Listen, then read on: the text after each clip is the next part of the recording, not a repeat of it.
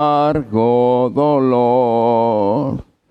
Soy la oveja que andaba perdida, lejos, lejos de ti, mi Señor.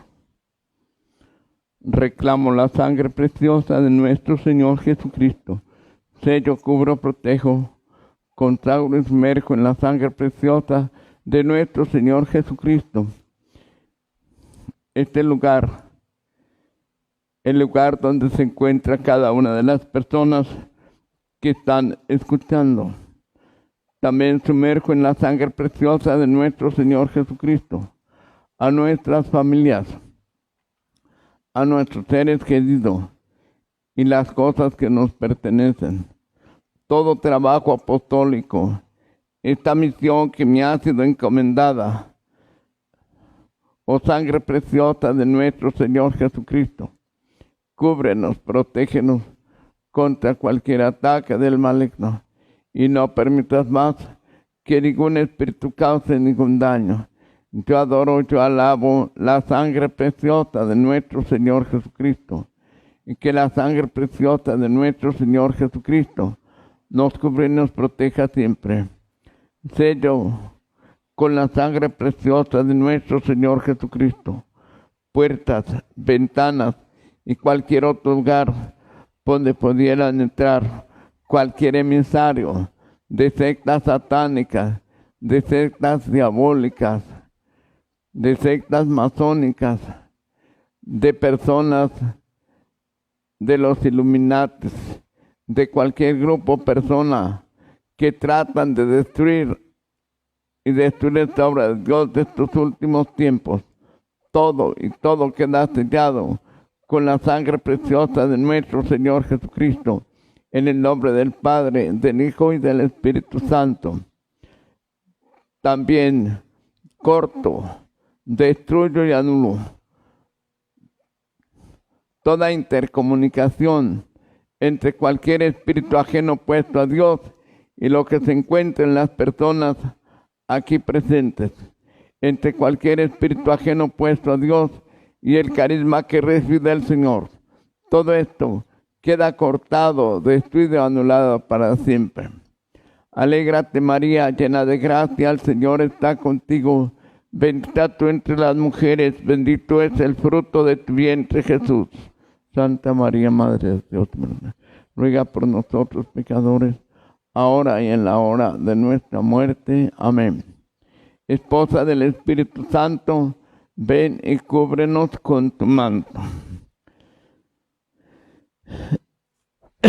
Volviendo en lo que quedamos el día de ayer en la plática, estábamos analizando lo que decía el Papa Benedicto cuando era cardenal acerca de las apariciones de la Virgen de Fátima como una revelación privada.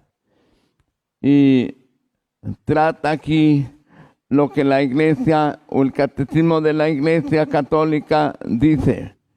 Y dice así: a lo largo de los siglos ha habido revelaciones llamadas privadas, algunas de las cuales han sido reconocidas por la autoridad de la Iglesia. Su función no es la de completar la revelación definitiva de Cristo, sino la de ayudar a vivir más plenamente en una cierta época de la historia. Entonces, allí está. La Iglesia siempre lo ha admitido. Y no es para completar que le falte algo a la revelación pública, sino para ayudar a entender, y muchas veces se refiere a la época, a las circunstancias, al momento que se está viviendo, esa revelación privada. Se deben de aclarar dos cosas. Primero, la autoridad de las revelaciones privadas es esencialmente diversa de la única revelación pública. Esta exige nuestra fe. En efecto, en ella, a través de la palabra humana y de la mediación de la comunidad viviente de la Iglesia, Dios mismo nos habla.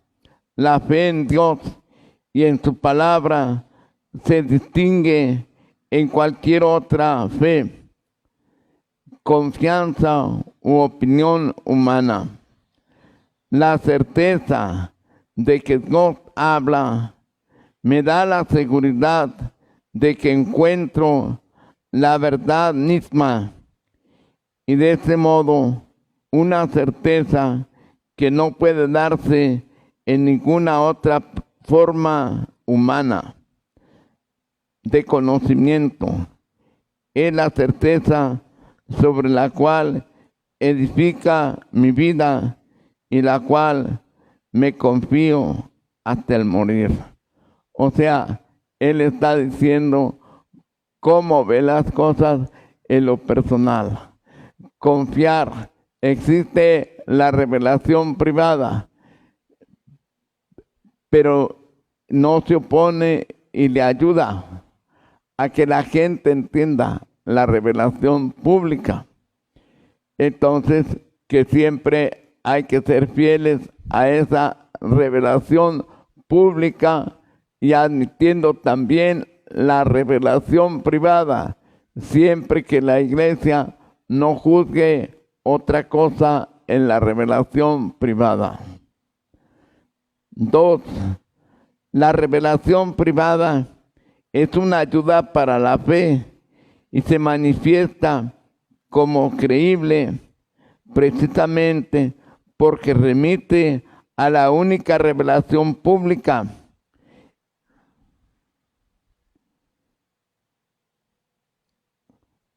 Dice al respecto en su clásico tratado de que después llegó a ser el Papa Benedicto XVI.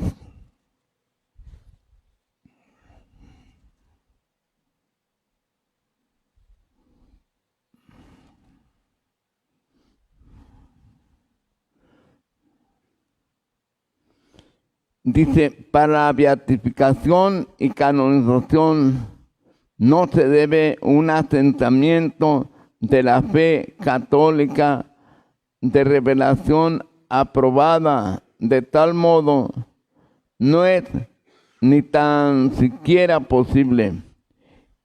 Esta revelación exige más bien un asentamiento de la fe humana según las reglas de la prudencia que nos las presenta como problema, como probables.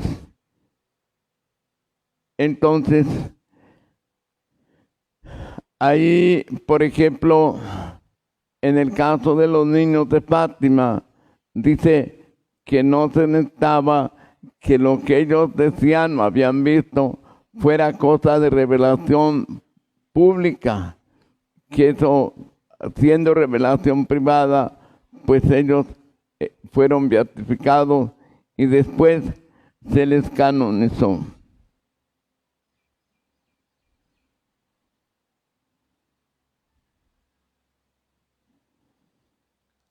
El criterio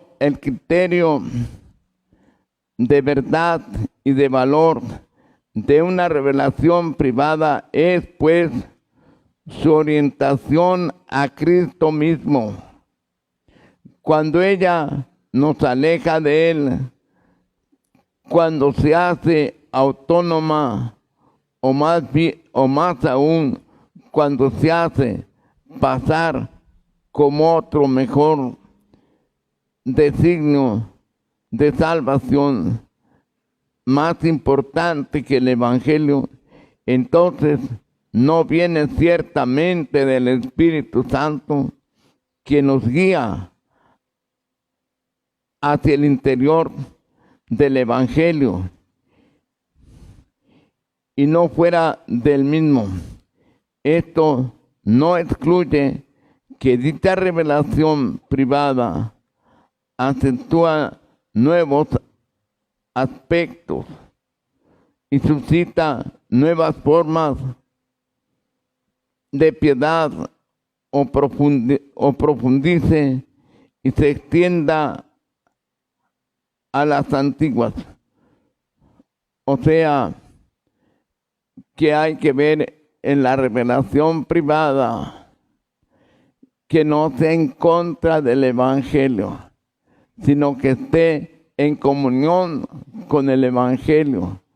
No más la manera de explicar o de decir sea nueva de acuerdo al momento y a las circunstancias que estamos viviendo.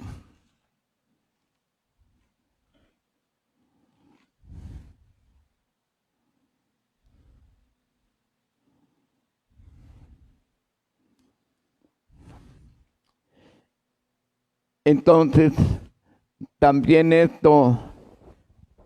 revelaciones privadas que incluyen que tomar parte de la liturgia. Por ejemplo, las apariciones que tienen su misa.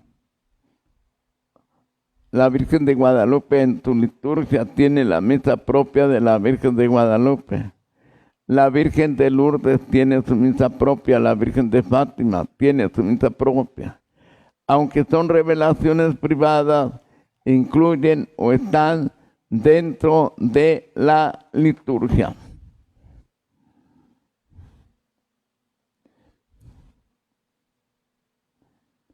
Pero en cualquier caso, todo esto debe tratarse de un apoyo para la fe, la esperanza y la caridad, que son el camino permanente de la salvación para todos. Podemos añadir que a menudo las revelaciones privadas provienen sobre todo de la piedad popular y se apoyan en ella. Le dan nuevo impulso y abren para ellos una nueva forma. O sea, fíjense que las revelaciones privadas muchas veces son apoyadas por la gente más humilde y viene esa devoción popular, ¿verdad? Que muchas veces hasta sin que sea aquello aprobado, esté bien listo, pero la gente. Entonces, bueno, cuando a ellos les ayuda a afianzar más la fe que ellos tienen a través de aquella revelación privada. Eso no excluye que tengan efectos incluso sobre la liturgia. Por ejemplo, muestra las fiestas del Corpus, del Sagrado Corazón de Jesús, desde un cierto punto de vista en la relación entre liturgia y piedad popular. Se refleja la relación entre revelación y revelaciones privadas.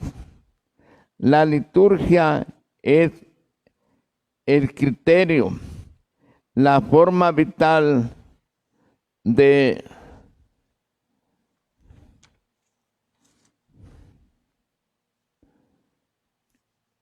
que la Iglesia en su conjunto, alimentada directamente por el Evangelio, la religiosidad popular significa que la fe está arraigada en el corazón de todos los pueblos. Fíjense, todas las fiestas así que hay en los pueblos con aquella fervor, allí está la fe de las personas. Y muchas veces se les quiere quitar cosas así, pues la gente se rebela. Entonces, en esos casos, ¿verdad?, de esas devociones populares, pues si hay algo que está mal, se les tiene que ayudar a que salgan de aquello y que ellos más bien entiendan lo que sí es y lo que no debe de ser. La religiosidad popular es la primera y fundamental forma de inculturación de la fe que debe dejarse orientar y guiar continuamente por las indicaciones de la liturgia, pero que a su vez fecunda la fe a partir del corazón. Entonces ahí se les tiene que ayudar y dar a aquellas devociones populares un sentido litúrgico, lo que la iglesia nos enseña. Hay veces que a las personas pues les gusta mucho las peregrinaciones o las velaciones y es muy popular. Viene, por ejemplo, el tiempo de los rosarios a la Virgen de Guadalupe. Son devociones populares que están muy arraigadas, pero muchas veces no se les da el sentido que debe de tener. Otras veces pues les mueven otros intereses, ¿verdad? Que va a haber una velación, que nos van a dar comida y allá, y van en una parte y van a otra. No, allí no dan, bueno, así es la gente. Entonces, pues hasta donde se puede, hay que orientar. Pero muchas veces esta gente que sigue esto no separa la iglesia. Tienen su manera y creen que con eso ya cumplieron. Hemos pasado así de las precisiones más bien negativas, que eran necesarias antes de nada, a la determinación positiva de las revelaciones privadas. ¿Cómo se puede clasificar de modo correcto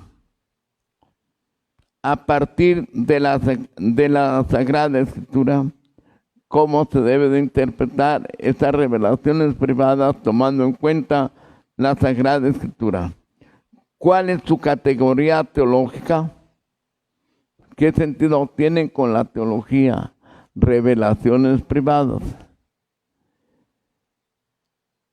La carta más antigua de San Pablo, que nos ha sido conservada, tal vez el escrito más antiguo del Nuevo Testamento, la primera carta a los tesalonicenses, me parece que ofrece una indicación.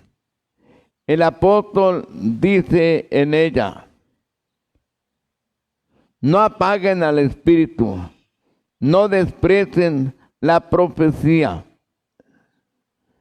examínenlo todo y quédense con lo bueno. Este es un criterio y eso lo dice la Escritura.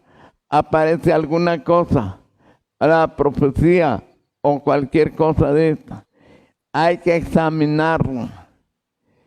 Y puede estar la mezcla de cosas buenas y de cosas malas, pero no porque tiene cosas malas, no sirve esto. Dice, quédense con lo bueno, examínenlo y pues quiten lo malo. Entonces, así cuando alguien se presenta en esa revelación privada que está recibiendo, que esto, entonces hay que analizarlo todo. Quédense con lo bueno y hay que quitar lo malo. Ese es el criterio, según San Pablo, en su carta, que es de las más antiguas, en su carta a los tesalonicenses. En todas las épocas se le ha dado a la iglesia el carisma de la profecía, que debe ser examinada, pero que tampoco puede ser despreciada. Entonces, dentro de la revelación privada, aquí ya nos estamos enfocando propiamente a la profecía. Entonces, dice, esta profecía siempre ha estado dentro de la iglesia.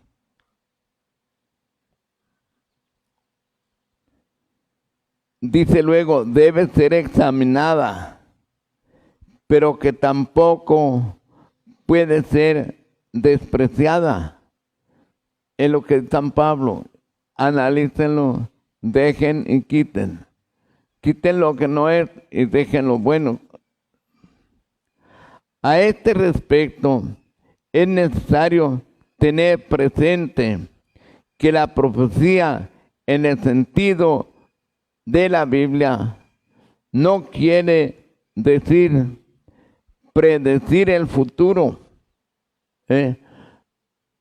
La profecía no quiere predecir el futuro, sino explicar la voluntad de Dios para el presente. O sea, la profecía en el sentido de la revelación privada. No estamos tocando la profecía en la Sagrada Escritura como los profetas. Ahí se predecía muchas veces el futuro y todo esto. Aquí no.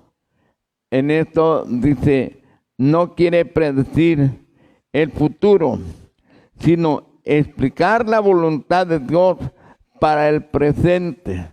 Eso es lo que nos tiene que decir un mensaje, una profecía de ahora. El Señor pide esto, el Señor quiere esto, el presente, no el futuro. El futuro pues se nos puede anunciar o advertir cosas que nos pueden pasar si no hacemos aquello. Así pues, la misma profecía de Fátima, cómo pedía la Virgen antes de que pasara lo que está pasando y lo demás que falta por pasar. Si no se arrepienten, si siguen pecando, si siguen ofendiendo a mi hijo ya está muy lastimado, entonces vendrán esos tiempos. Entonces allí, pues, estaba presente, pero estaba advirtiendo. Si no es esto, aquí les viene esto. Advertir es decir, si no haces esto, te va a pasar esto. Esa es una advertencia. Pero no anunciar el futuro en un sentido de esto. Esto es pues lo que aquí nos está diciendo. Cual muestra el recto camino hacia el futuro. En esta profecía, ¿cuál es el camino que tienes que seguir? El que predice el futuro se encuentra con la curiosidad de la razón que desea apartar el velo del porvenir. El profeta ayuda a la ceguera de la voluntad y del pensamiento y aclara la voluntad de Dios. O sea, nosotros siempre lo que vemos todo y el razonamiento. Entonces la profecía aclara cuál es la voluntad de Dios, qué es lo que Dios quiere para nosotros, como una exigencia e indicación para el presente. La importancia de la predicción del futuro, en este caso, es secundario. O sea, cuando esto dice, porque todo lo del futuro y todo ya está dicho en la profecía, en la revelación pública.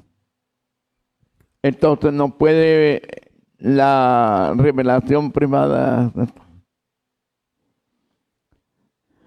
Lo esencial es la actualización de la única revelación que afecta profundamente la palabra profética, es advertencia o también consuelo, o las dos cosas a la vez.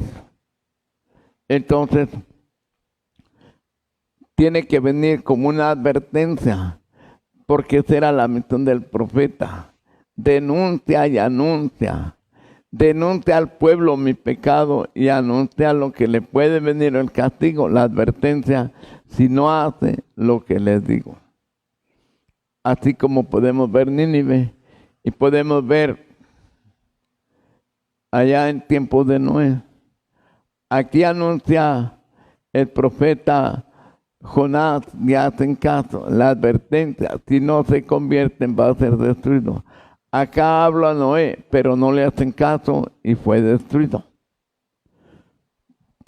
A través del profeta, de la profecía o de la revelación, Dios anuncia lo que tenemos que hacer y también lo que nos puede venir si no obedecemos.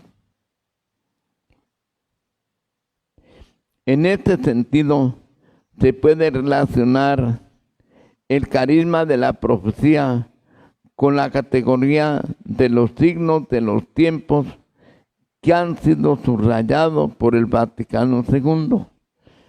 A través de los acontecimientos Dios nos habla, y ahí es donde llamamos los signos de los tiempos.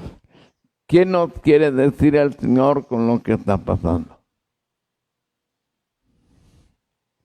Y dicen que en Sonora todavía falta lo más fuerte, y que en otras partes se termine esta cuarentena, y aquí que se va a terminar hasta agosto, porque creen que viene ahorita ya lo más fuerte. También así me decía el domingo el Señor algo. Entonces, ahí está. ¿Qué nos quiere decir con eso el Señor? Eso es entender y descubrir los signos de los tiempos, signos, señales, lo que pasa. ¿Qué nos quiere decir? Ahí es donde está pues los signos de los tiempos que subraya por el Concilio Vaticano II. Saben explorar el aspecto de la tierra y del cielo, cómo no lo de este tiempo. Recuerden cuando decía allí Jesús, que nos dice San Lucas 12:16, que cuando el viento corre por acá va a llover o va a hacer calor, y dice, interpretan los signos de los tiempos. ¿Y por qué no interpretan los signos de las cosas que están pasando para entender qué nos quiere decir el Señor? En esta parábola Jesús, por signos de los tiempos, deben entenderse su propio camino. El mismo Jesús interpreta los signos de los tiempos a la luz de la fe. Significa reconocer la presencia de Cristo en todos los tiempos. En las revelaciones privadas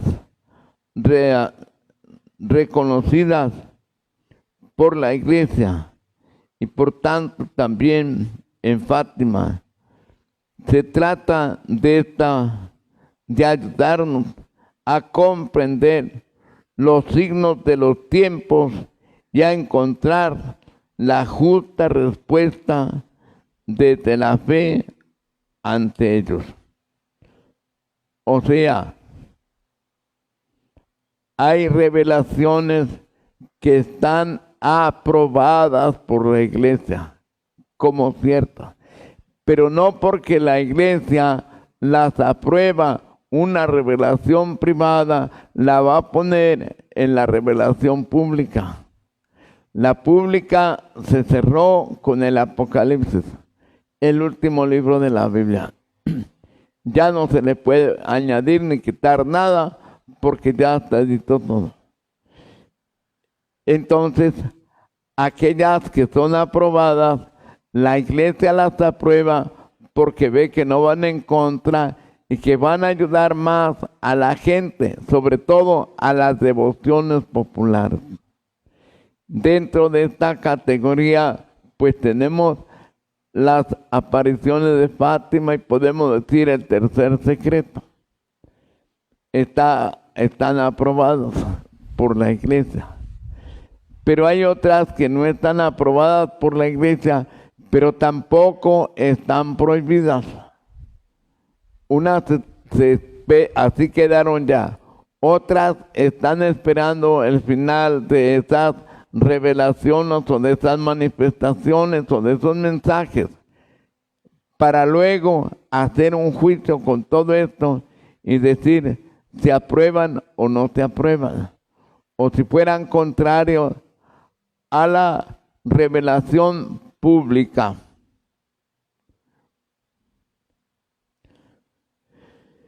Entonces, esto que acabamos de ver es con relación, ¿verdad?, a la revelación privada de Fátima, y que esto nos explica cuando era cardenal Benedicto XVI. Ahora entremos al ministerio profético.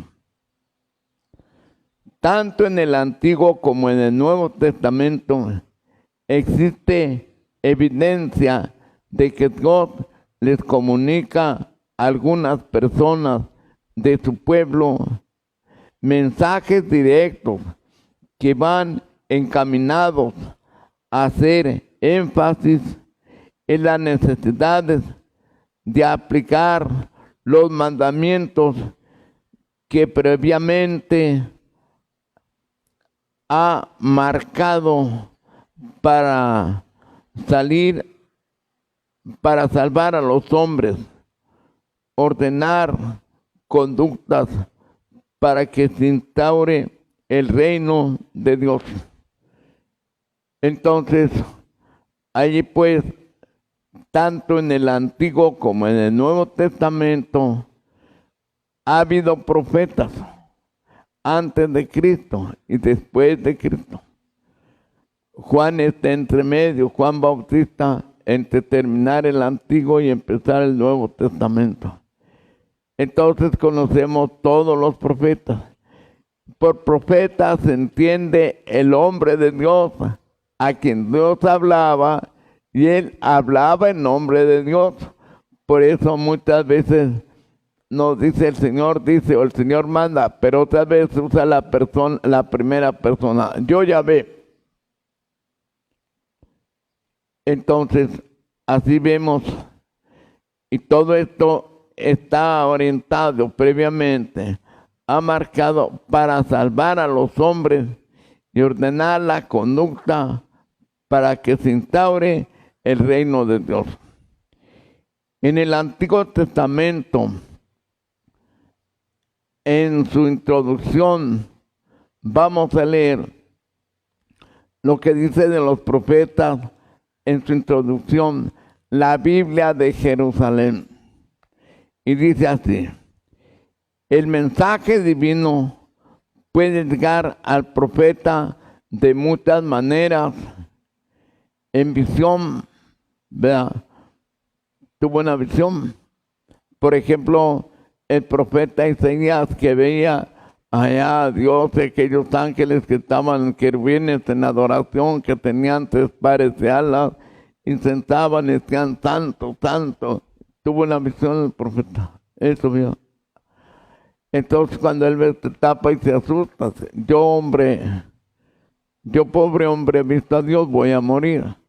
Porque nadie puede ver a Dios y seguir viviendo.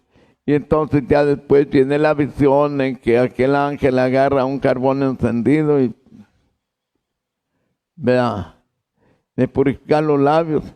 Pero también luego escucha aquellas palabras, ¿a quién enviaré? Y él responde, aquí estoy, envíame. Entonces, por eso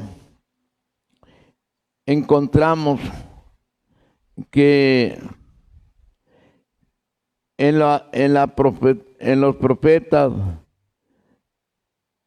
el mensaje divino puede llegar al profeta de muchas maneras, en visión.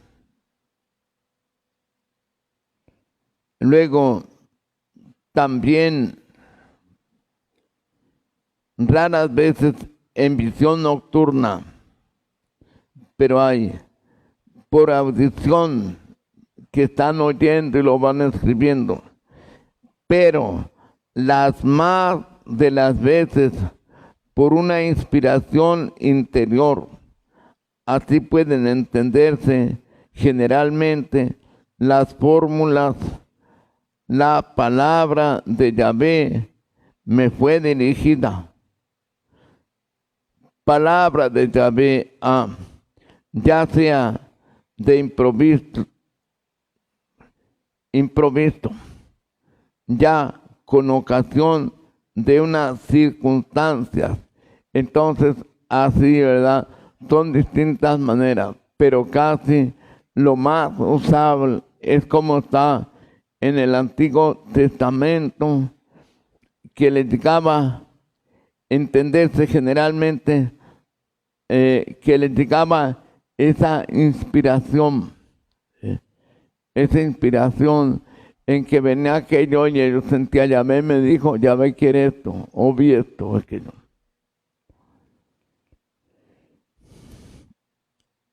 Ya con ocasiones de una circunstancia trivial, la vista de una circunstancia, la vista de una rama de almendro, lo que en distintos profetas, Jeremías, o de 2 cestos con higos, o una visita al alfarero, Jeremías, ¿verdad? ¿Cuál fue esta visita al alfarero? Que Jeremías escucha que el Señor le dice, baja a la casa del alfarero. Oye, y él baja. Él llega allí y ve a un alfarero que está haciendo ollas, pero luego ve que unas ollas le quedan torcidas. Entonces agarra, la desbarata y la vuelve a hacer de nuevo hasta que queda bien. Eso fue lo que vio el profeta al bajar. Entonces ya el Señor le pregunta, ¿qué viste? Y ya le dice, pues que la sé. Entonces ahí le dice Jesús, ¿crees, pueblo? Porque con eso estaba refiriendo a su pueblo, al pueblo de Israel, que yo no puedo hacer contigo lo mismo. Deshacer, desbaratar para volver a hacer de nuevo.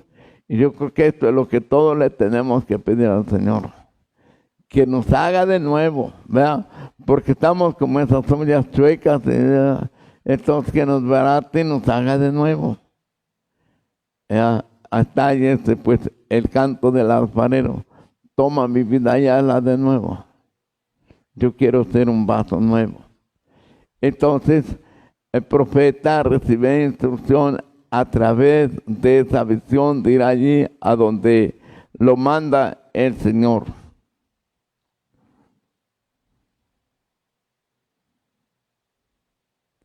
El profeta transmite el mensaje recibido en forma igualmente variadas, en fragmentos líricos o relatos, o en prosa, o en parábolas, o abiertamente en el estilo sobrio del oráculo, o también utilizando las formas literarias de la represión, de la diatriba, del sermón, de los pleitos, de los escritos de sabiduría o de los salmos cultuales, de las canciones amorosas, del salterio, de las lamentaciones fúnebres. O sea, a través de eso también el profeta lo siente y así lo expresa. esta variedad de la recepción y expresión del mensaje depende en gran parte del temperamento personal y de los datos naturales de cada profeta, pero encumbre una identidad fundamental. Todo es verdadero, todo es verdad en un profeta. Entonces, porque sea, como sintió, como expresó y como esto, pero es una inspiración del Espíritu Santo. Por eso decimos que el autor de la Biblia es el Espíritu Santo. Puede haber algunos que son escritores.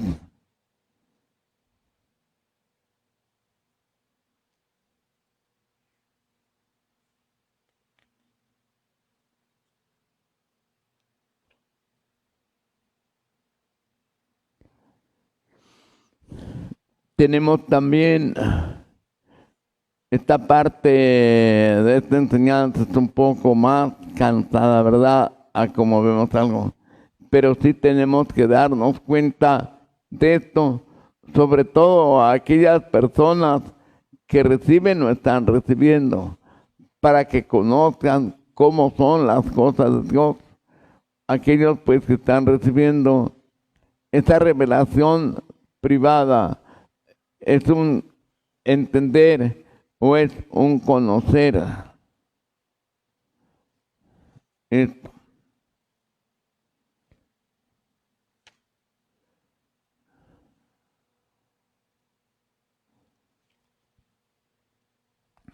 La doctrina de los profetas. Los profetas han desempeñado un papel considerable en el desarrollo religioso de Israel. No solo han mantenido y guiado al pueblo por la senda del yavismo auténtico, sino que han sido los órganos principales del progreso de la revelación. En esta actividad polifacética, cada uno ha desempeñado su propia función y ha aportado su piedra al edificio doctrinal. Sin embargo, sus contribuciones se conjugan y se combinan siguiendo tres líneas maestras, precisamente las mismas que caracterizan la religión del Antiguo Testamento: el monoteísmo, el moralismo y la espera de la salvación. Entonces, ¿entienden? Los profetas en el Antiguo Testamento hay tres líneas. Unos, ¿verdad? Su enseñanza, su profecía era monoteísmo, adorar a un solo Dios, y no el pueblo se confundiera con los ídolos y con aquello que pasaba por donde ellos vivían o veían. El monoteísmo. El otro, el moralismo. Ellos, estos profetas, enseñaban moral, cómo debía de vivir la gente y lo que Yahvé quería.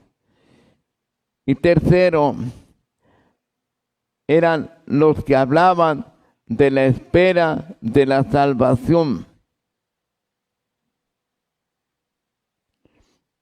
Esto lo encontramos en la introducción de los profetas en la Biblia de Jerusalén. Ya en el Nuevo Testamento se nos apunta que el Espíritu Santo hablará al hombre para indicarle la voluntad del Padre y recordarle todo lo que Jesús dijo. Ahí va a ser ya distinto el profeta. Porque antes en el Antiguo Testamento era la promesa. Entonces las tres cosas, líneas que seguían los profetas, iban a lo mismo, a que se cumpliera la promesa. Entonces, pues unos eran de entender que es un solo Dios al que deben de amar y no irse a los ídolos. El otro moralista, cómo tenían que vivir. Y el otro, esperar la salvación. Cuando ya llega el Salvador en el Nuevo Testamento, es distinto. Se apunta que el Espíritu Santo habla al hombre para indicarle la voluntad del Padre y recordarle todo lo que Jesús dijo. Tanto en el Antiguo como en el Nuevo Testamento, el que mueve a los profetas es el Espíritu Santo. Él es. Miren, en el Antiguo Testamento el Espíritu Santo todavía no venía. Viene hasta Pentecostés. En toda la historia de la salvación, el Espíritu Santo actuaba en tal y cual persona determinada por una misión que Dios le había encomendado. Tenemos primero los patriarcas, luego los profetas, a quienes les encomendaba Dios algo. Entonces ellos tenían ese conocimiento, o sea, esa asistencia del Espíritu Santo. Pero luego ya, después de Pentecostés, el Espíritu Santo viene y es para todos. Primero ellos lo reciben en Pentecostés cuando están ahí en el cenáculo. Después empiezan a bautizar y a confirmar y entonces están transmitiendo el Espíritu Santo. Así como hemos visto en estos días en el libro de los Hechos de los Apóstoles. Cuando Pablo les pregunta, ¿y ustedes ya recibieron el Espíritu Santo? Pues ¿cuál Espíritu Santo? No entendían. Nosotros, entonces, ¿qué bautismo recibieron? Y le dice el bautismo de Juan. Entonces recuerden que el bautismo de Juan era bautismo de arrepentimiento. Entonces Pablo los bautiza y los confirma. Entonces al imponer las manos ellos reciben el Espíritu Santo, empiezan a hablar las lenguas nuevas y manifestarse los carismas. Entonces aquí vemos pues que ahora lo que va a hacer el profeta, lo que recibe el Espíritu Santo, es para indicarle, buscar la voluntad del Padre, reconocer o recordar todo lo que Jesús dijo y con eso ser testigo. Y aquí tenemos esta cita en Juan 14, 25, 26 que dice: les he dicho estas cosas estando entre ustedes, pero el Consolador, el Espíritu Santo, que el Padre enviará en mi nombre, les enseñará todo y les recordará todo cuanto yo les he dicho. Ahora es distinta la misión aquí del profeta a los de antes. ¿Por qué? Porque en el Antiguo Testamento se estaba viviendo la promesa. En el Nuevo Testamento vivimos ya el cumplimiento de la promesa.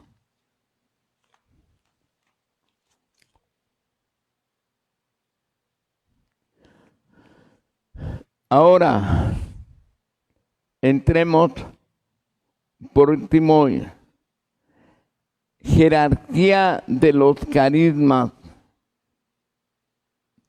que son de utilidad común. Entonces vemos cómo allí en el libro de los Hechos de los Apóstoles fue un tiempo fuerte de la iglesia en que llega el Espíritu Santo y vienen los dones y vienen los carismas y todo esto. Entonces, ¿qué orden o qué jerarquía debemos de dar a los carismas de utilidad común? Dice así. Bueno, primero,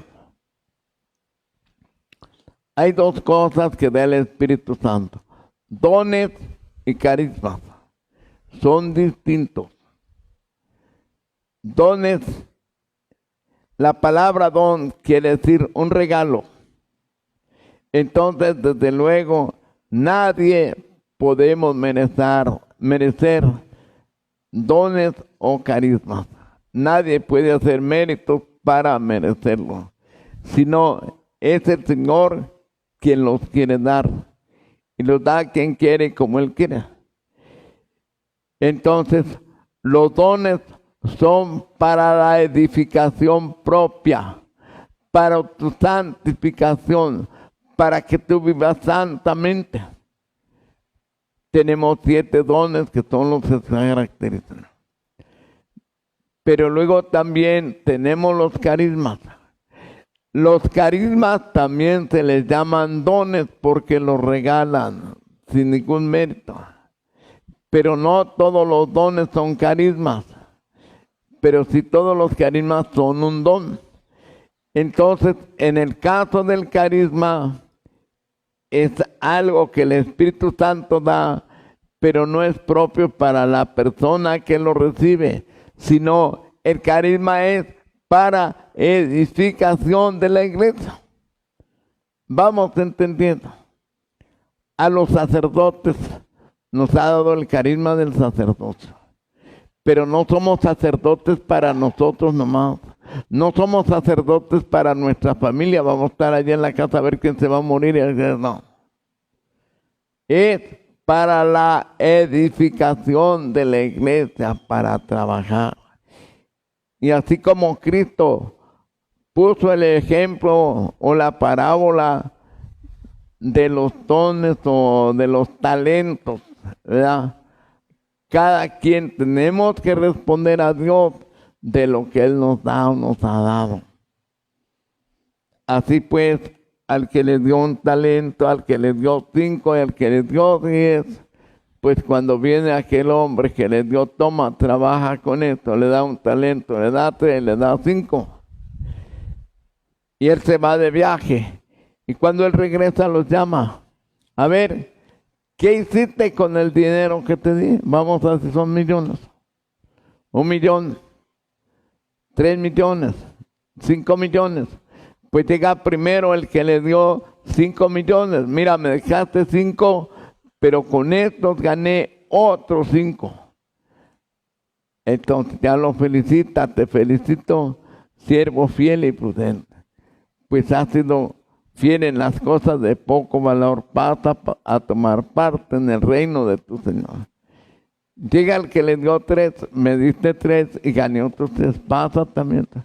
Llega el que le dio 1 y que le dice, no, Señor, yo sé que eres muy duro, eres muy justo, recoger lo que no plantaste, cosechar lo que no sembraste, por eso yo tuve miedo y lo enterré.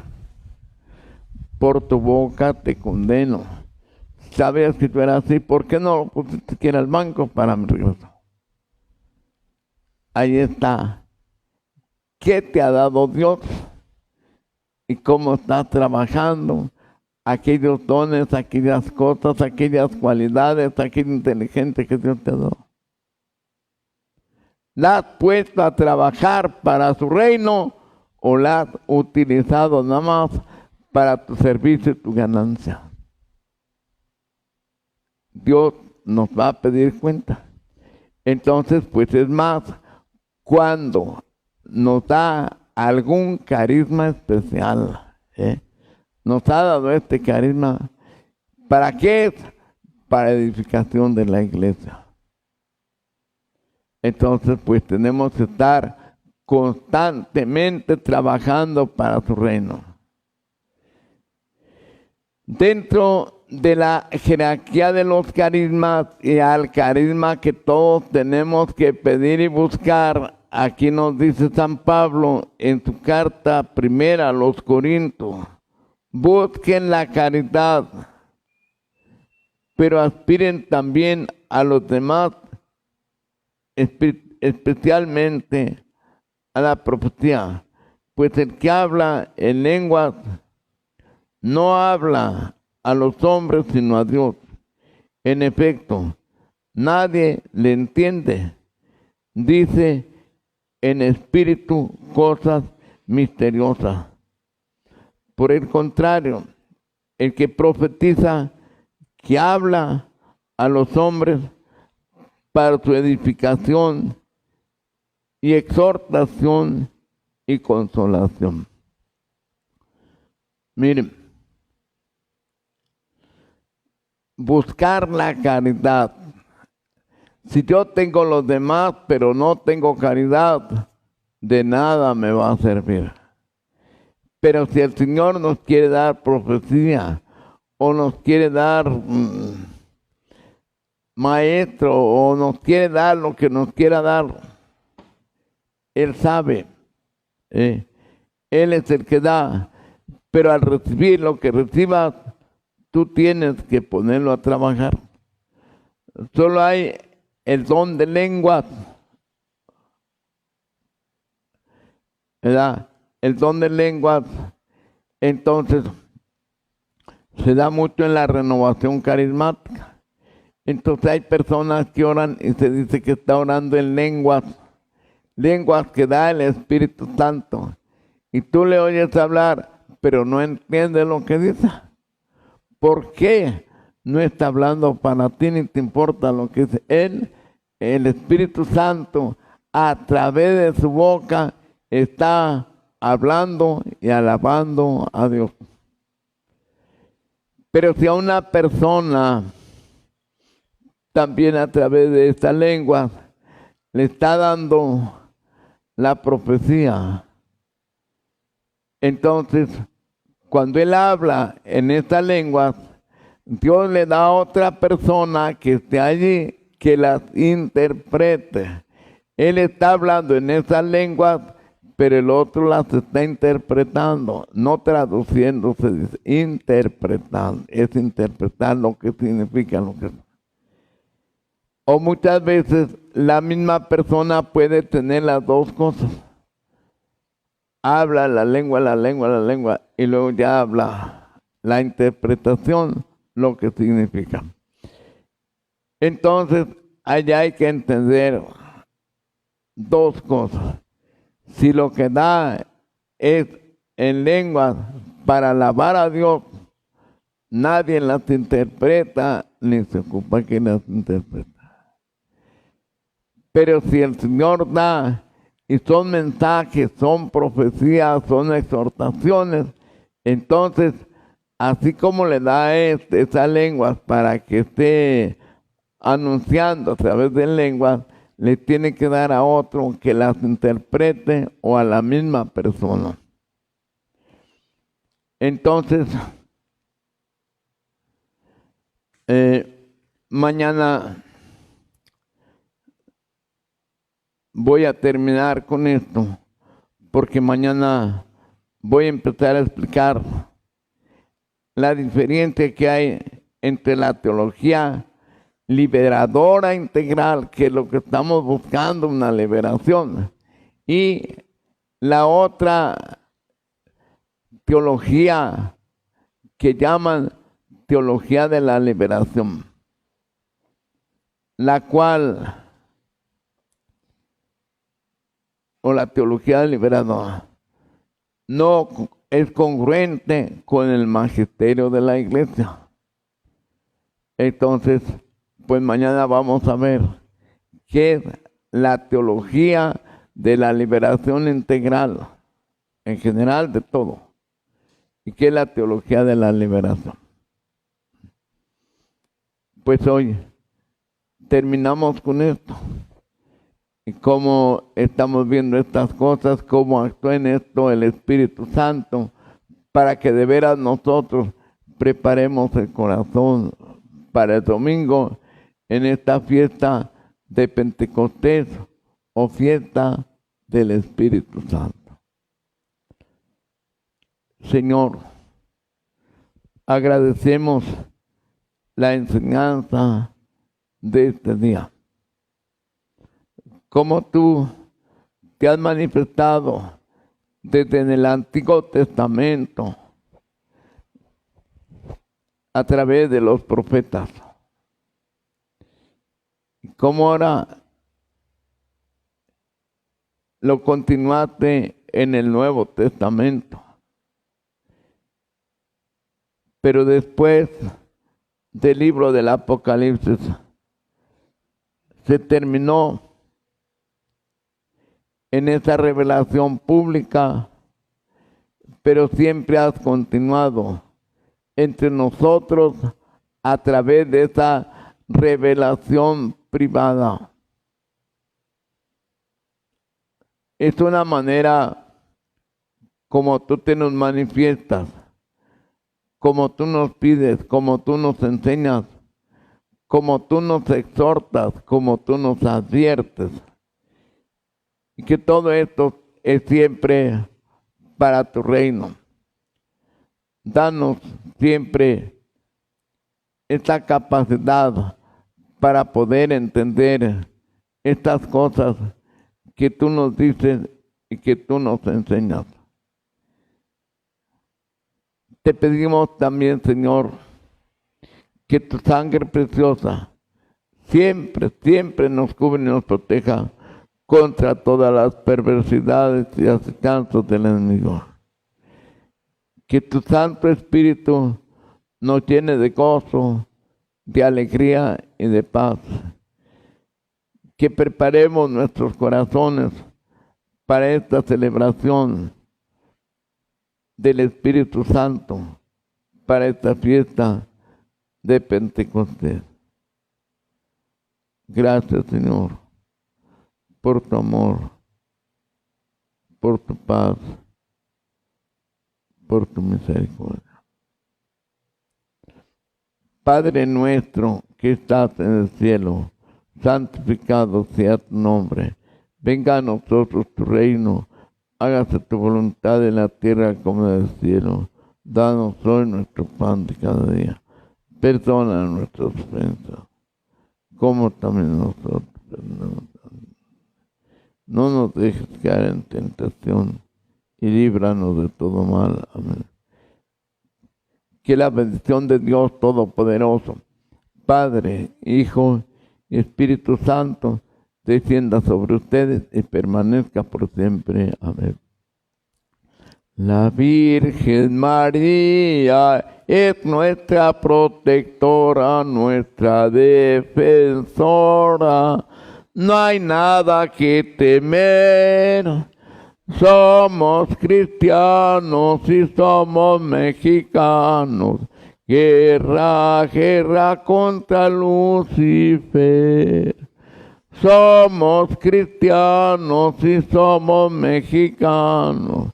Guerra, guerra contra Lucifer. Que el Señor nos diga, nos guarde de todo mal y nos lleve a la vida eterna. Amén.